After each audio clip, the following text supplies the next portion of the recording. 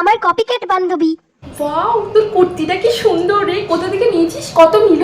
শোন শোন, আমাকে একটু লিঙ্কটা পাঠিয়ে দিস না রে প্লিজ। ওয়াও, তোর লিপস্টিকের শেডটা তো খুব সুন্দর। কি শেড রে এটা, কোন কোম্পানি?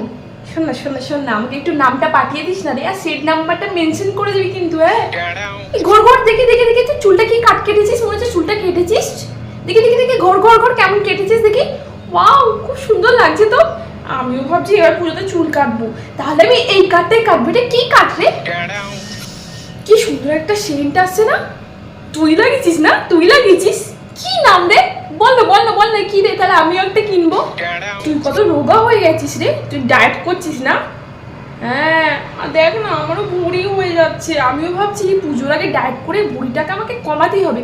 বল না রে, তুই কি ডায়েট করিস করিস, তুই কি খাস, একটু বল না রে, কি খেয়ে রোগা হচ্ছিস? বলছি শোন, এবার আমাকে কপি করাটা বন্ধ কর, এবার নিজেও কিছু একটু চেষ্টা কর। বাবা, কি হিংসুটে রে তুই, একটু পড়লে কি হয়ে যাবে, কি হিংসুটে মন রে তো।